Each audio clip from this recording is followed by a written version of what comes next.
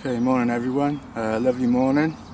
Today I'm going to fly the PA-18 Super Cub, but what I wanted to just do quickly today is we forget sometimes. We come down the field, we fly, we film, but not everybody really is at the stage where they're doing things automatically. Some people are starting out.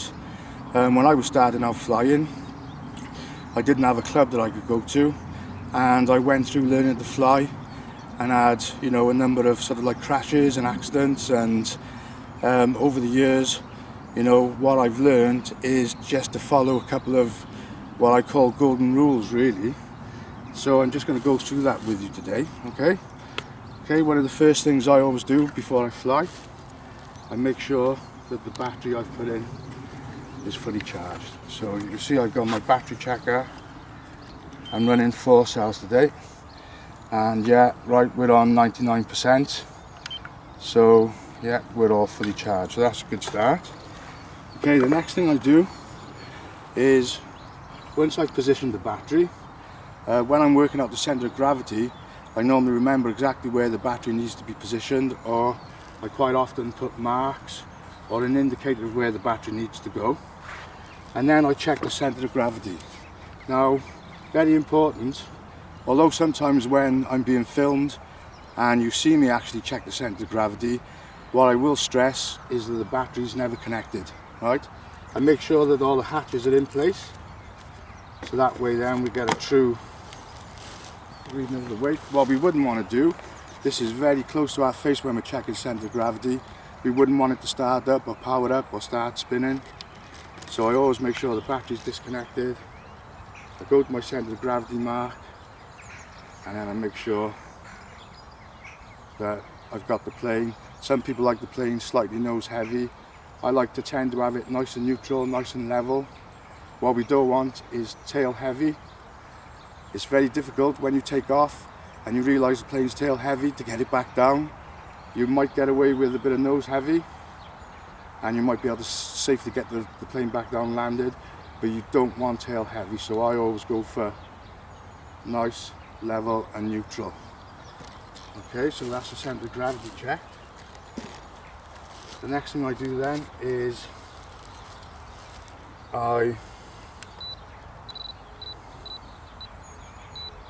excuse me a second, right, switch the transmitter on, make sure all the switches are where I want the switches, and then I connect the battery, and I let the plane go through its cycle. Okay, so the plane's gone through its startup cycle, and then the next thing I always do is I always do a range check. So I'm going to go to the setup list and then down to range check. Now what the range check does is it puts the transmitter in a low signal strength, and obviously, right, what they recommend is you walk 40 paces, right, and then you depress the trainer button and you move your control surface to make sure you're getting a signal. I don't just go just in one direction. I normally go to the side, behind, in front, and quite often over the other side as well. But of course we got this massive clump of grass here, but I always do a range check before I fly. So I'm just going to quickly now count out my 40 steps.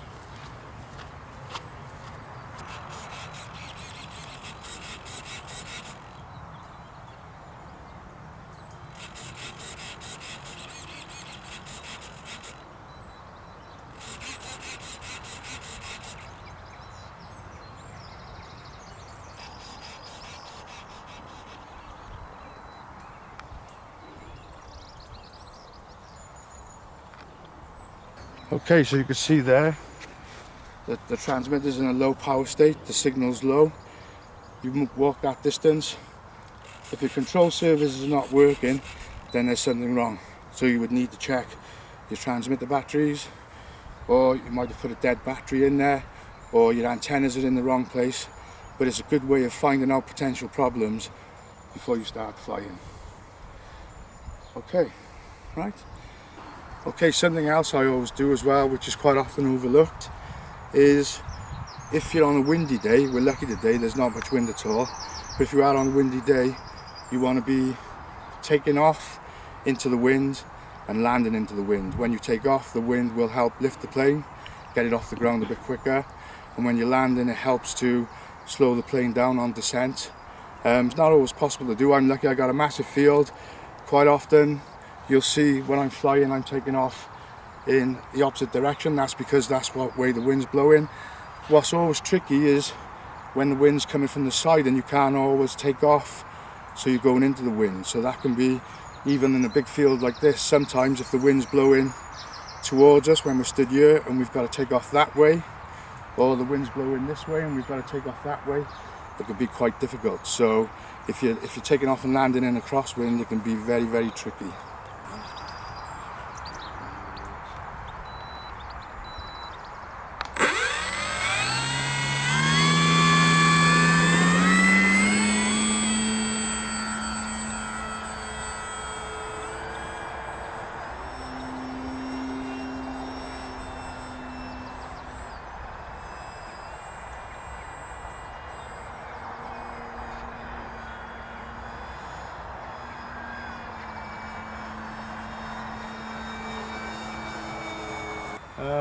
It's a big old plane, and you can actually feel that coming across in the sticks when you're flying. You know, it does feel quite heavy.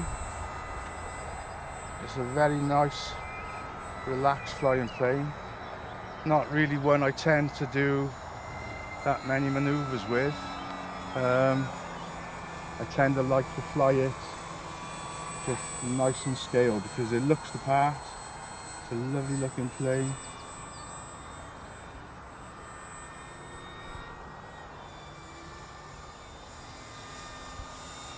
There's a little bit of wind up there, not too much.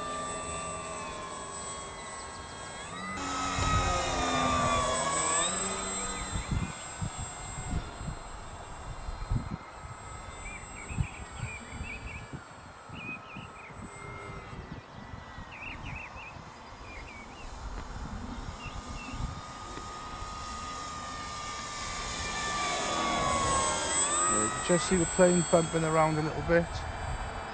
That's where she's being affected just a little bit by the wind.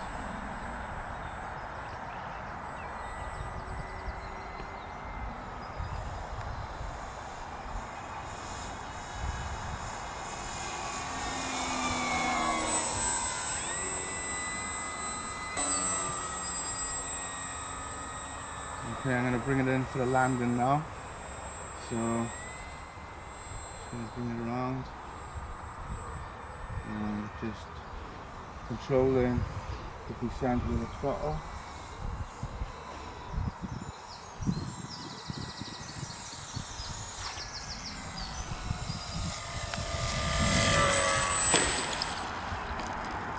Yeah, quite tricky today.